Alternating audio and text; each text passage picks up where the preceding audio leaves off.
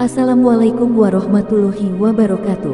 Allahumma sholli ala Sayyidina Muhammad wa ala ali Sayyidina Muhammad. Pemirsa yang dirahmati Allah, marilah kita simak ceramah dari Kiai Haji Abdullah Gimnastiar dengan tema Dahsyatnya Sayyidul Istighfar. Sebelumnya marilah kita perbanyak sholawat minimal 1000 kali sehari, agar hidup kita penuh barokah dan mendapatkan syafaat kelak. Selamat menyaksikan.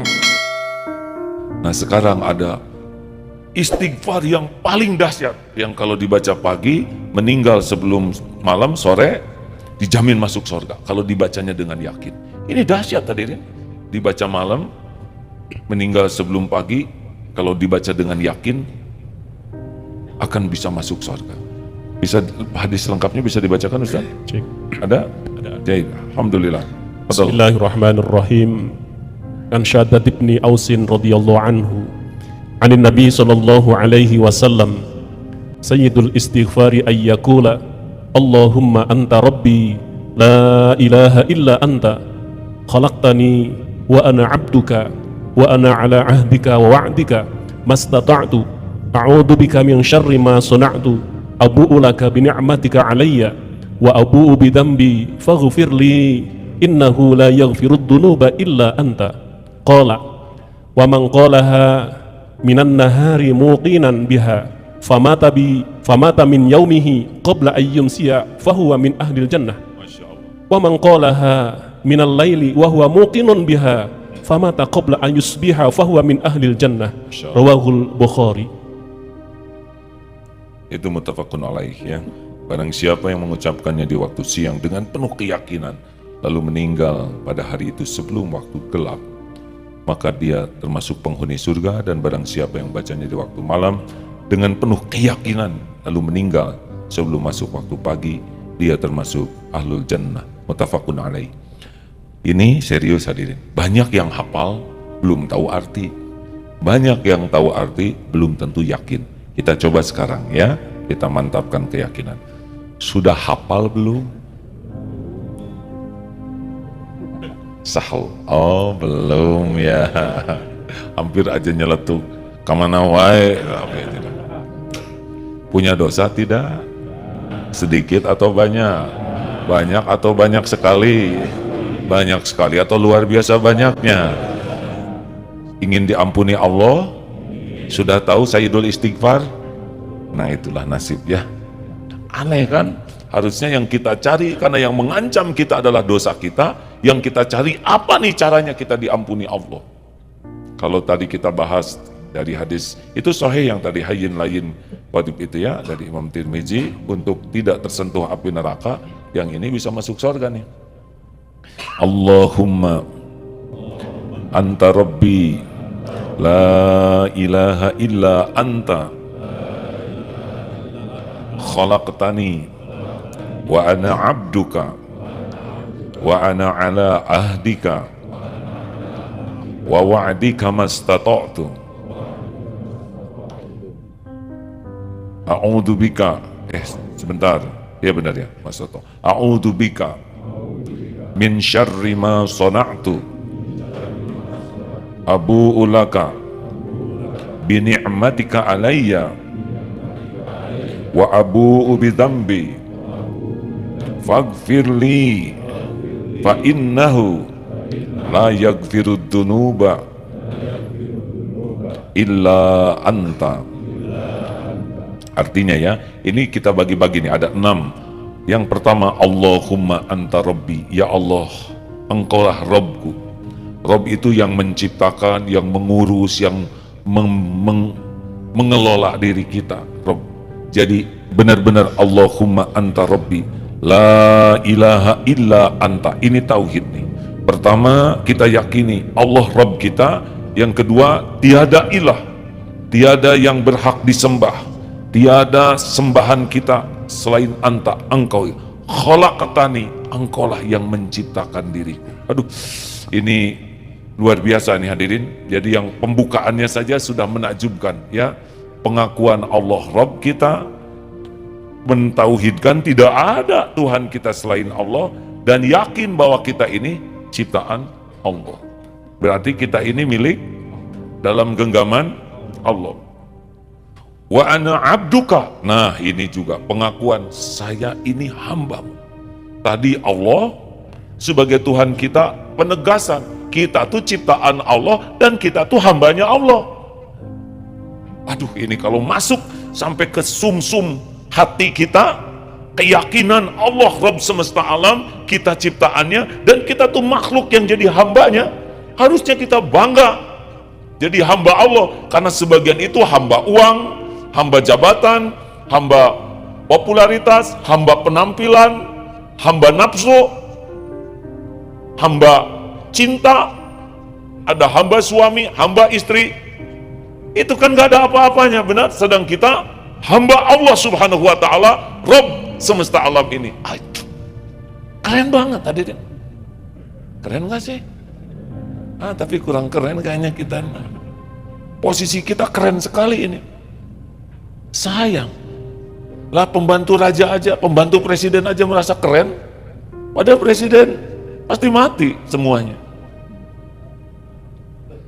Tapi kita hamba Allah, pencipta jagat raya semesta alam, penguasa, pemilik segala-galanya. Kita adalah hambanya. Keren luar biasa, keren abis.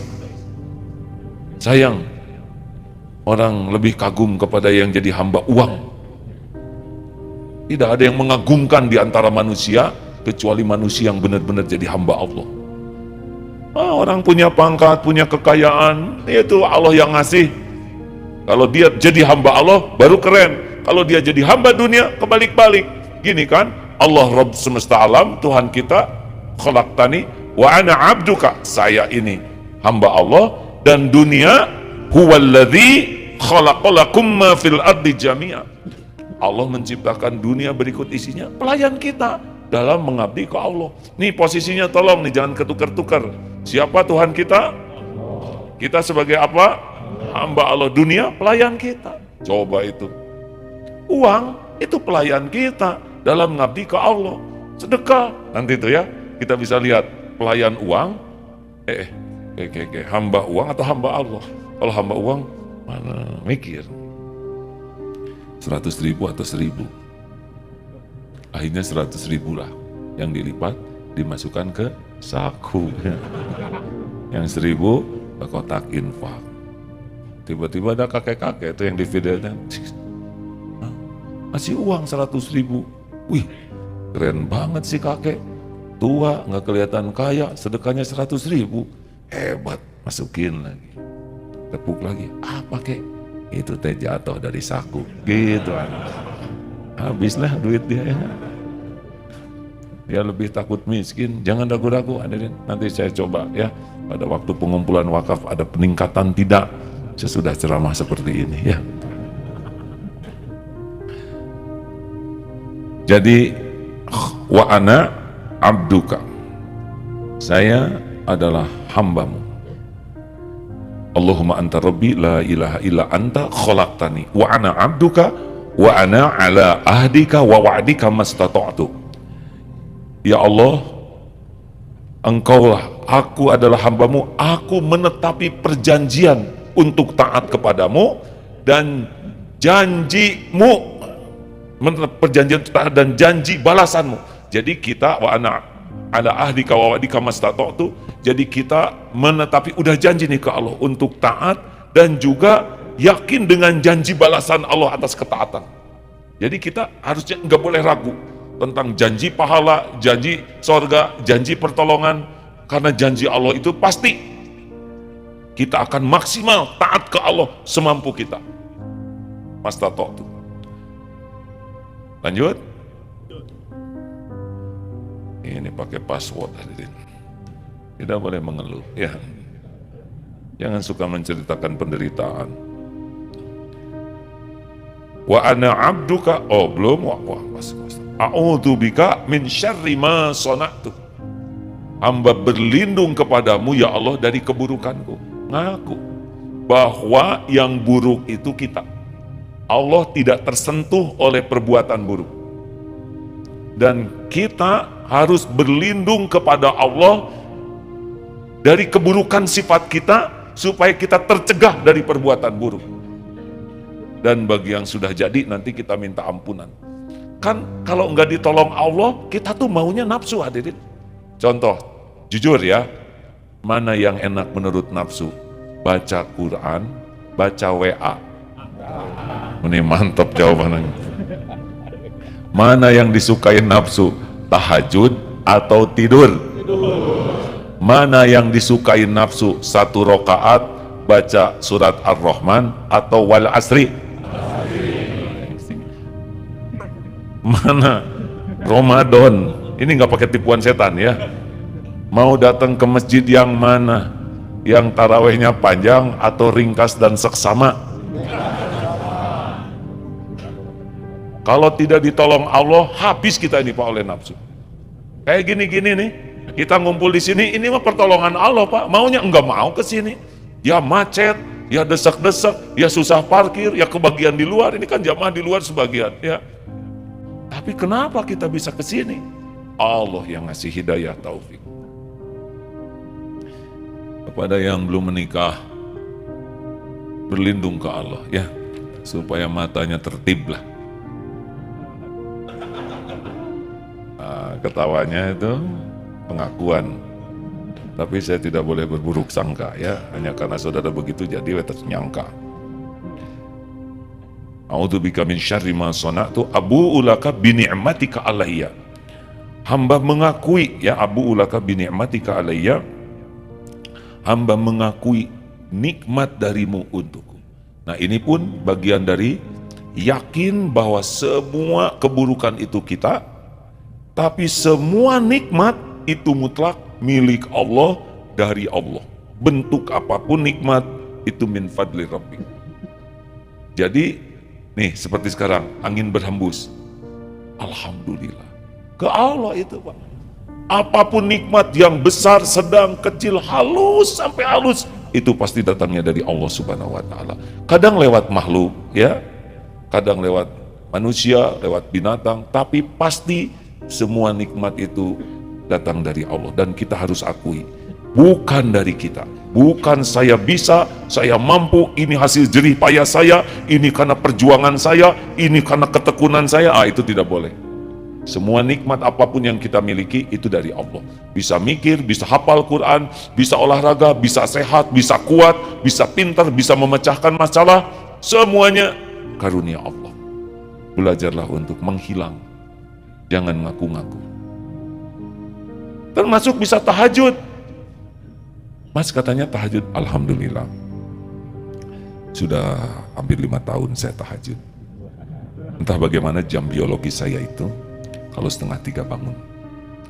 Saya rasanya tidak bisa melewati malam tanpa tahajud. Karena antara tahajud dan saya itu sudah melekat satu kesatu. Ujub. Cicing mana itu ngomong gitu. Gak boleh. Kita bisa tahajud, Allah yang membangunkan. Kalau Allah tidak nolong mah kerek weh. Subuh juga duha. Kita memang berusaha keras untuk beramal, tapi kalau sudah jadi amal, pasti karunia Allah. Jadi sebelum beramal kita punya target, kita punya ikhtiar maksimal, kita punya doa tawakal, tapi kalau sudah jadi, kita menghilang. Ini semua min fadli Rabbi. Jelas hadirin? Nih membebaskan tanah. Tanah wakaf itu padahal kan tanah wakaf milik Allah, betul tidak? Kita aja ini ya. Nego, bikin proposal, nyebarkan, wah, cari dana 350, WA, kontak orang, telepon. Tapi kalau udah jadi kebeli itu pasti pekerjaan Allah. Tidak boleh, karena kami ini gigih. Gigih mah nggak mateng, tuh. Orang Jawa pasti nggak ngerti, tahu gigih? Gigih itu nasi yang belum mateng, gigih namanya. Alhamdulillah. Harus yakin bahwa semua nikmat dari Allah. Tapi kita harus berterima kasih kepada yang jadi jalan nikmat, jalan ya. Pas dapat rezekinya nanti Allah ya, menetong pelit. Memang dari Allah, tapi ada yang kesini bawa ya nggak. Kita berterima kasih kepada yang menyiapkan itu sama dengan bersyukur ke Allah. Jangan mentang-mentang semuanya dari Allah, suami ngasih uang, nih bu uang, ini uang milik Allah pak, jangan merasa berjasa. Ini tauhid yang salah ini. Harusnya terima kasih. Alhamdulillah ya Allah, berkahi rezeki ini, lipat gandakan kebaikan suami saya, kemuliaannya, ampuni dosanya. Aduh, doa banyak. Alah, si mama dikasih 2 juta, segitu doa, ya 10 juta deh. Wah, begitu. Uang monopoli ada. Sia-sia, istighfar, astagfirullahaladzim. Antara bila ilahi anta khalaqtani wa ana abduka wa ana ala dika mastata'tu a'udzubika min syarri ma sana'tu abu'u laka bi ni'matika alayya wa abu'u bi dzambi. Dan hamba saya, aku mengakui dosa. Ini dia hadirin, sudah mengakui nikmat itu datang dari Allah, karena ada nikmat yang suka diaku oleh kita. Harusnya pol kita mah, itu mah karunia Allah, yang kita miliki ya itu cuma dosa. Jadi kalau kita berprestasi itu pasti karunia Allah. Jadi dibikin belat mah nggak bisa. Saya bisa nilai cum laut, nilai itu karena Allah. Coba waktu sidang dibikin diare, enggak jangan, beda fokusnya ya. Atau kali gata waktu sidang, nggak bisa. Benar? Sesek, bagaimana susah. Itu lancar, mikir, darah lancar, bisa berbuat. Ini semua karunia Allah. Kalau Allah nggak izinkan nggak bisa. Nggak ada tuh hebat-hebat tuh, nggak ada. Yang ada cuma satu, karunia Allah. Makanya jangan ngaku-ngaku bisa diambil. Nah yang kita punya itu abu ubidambi. Saya ngaku ya Allah, mengakui dosa. Ini dia kuncinya. Banyak orang yang tidak berhasil mengakui dosa. Kenapa ada orang yang tidak ngaku dosa? Satu, sombong. Orang sombong tidak susah tobat.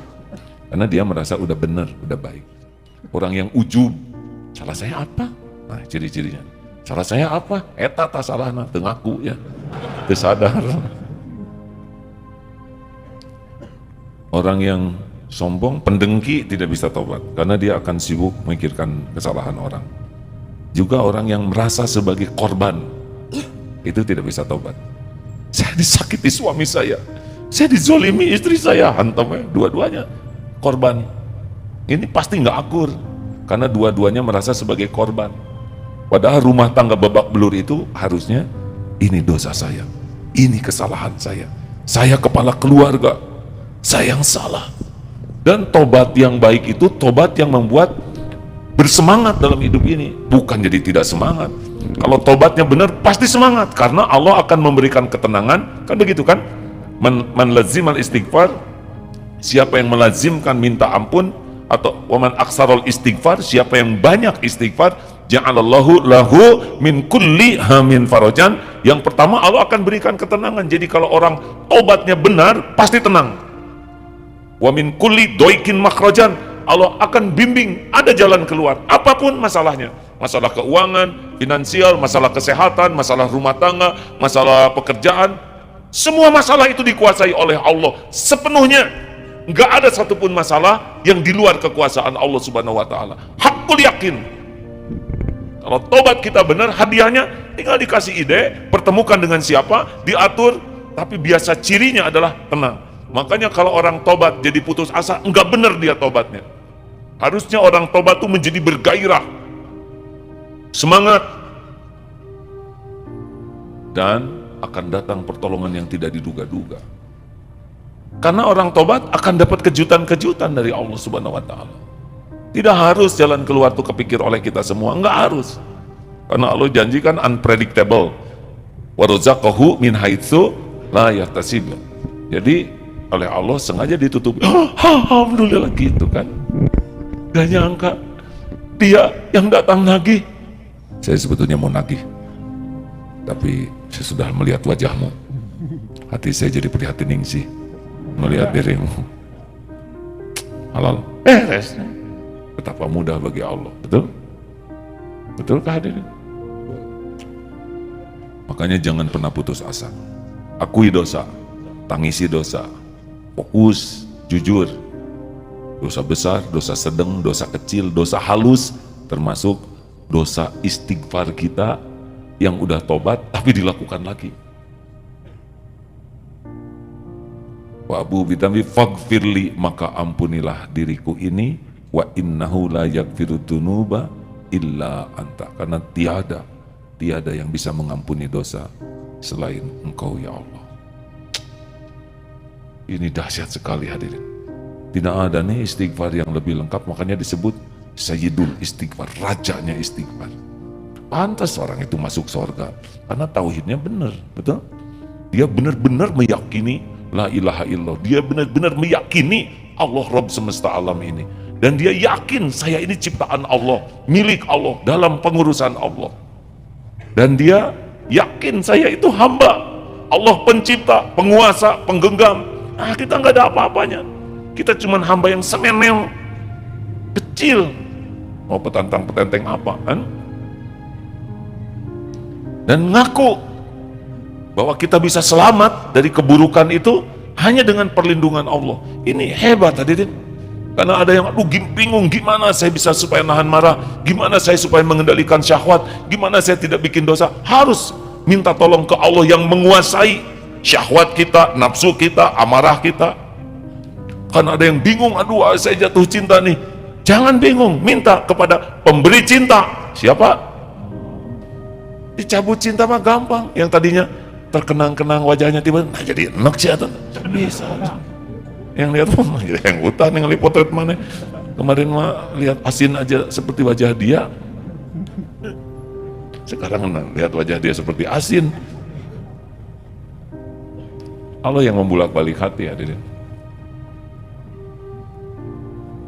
Ini teh bener nggak sih hadirin yang saya sampaikan? Yakin nggak sih? Saya mah yakin begitu. Harus yakin. Karena memang begitu.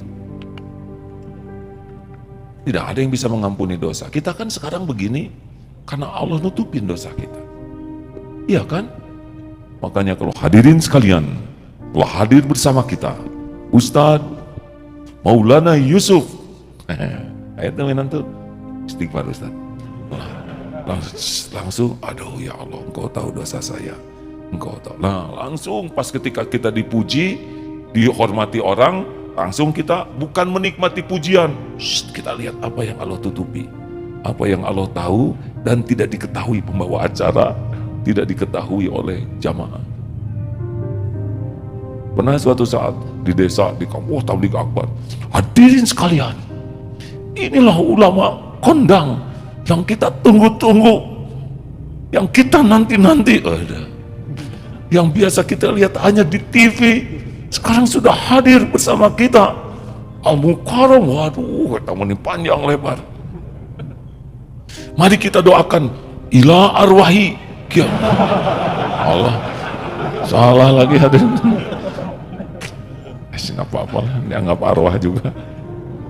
Istighfar kalau gitu ya. Kalau kita dipuji, itu Allah yang menggerakkan orang memuji untuk ngasih tahu betapa tutup Allah itu sangat rapat kepada kita. Bukannya menikmati pujian. Aduh ya Allah, ini mah orang temani baik. Ya Allah, tapi kita jangan, oh tidak, lebay ya tagengan. Tidak, saya itu banyak dosa. Itu juga merendah untuk mengangkat diri. Tinggal astagfirullah. Nah itu juga lebay. Kan ada yang acting. Tidak, saya mah orang fakir.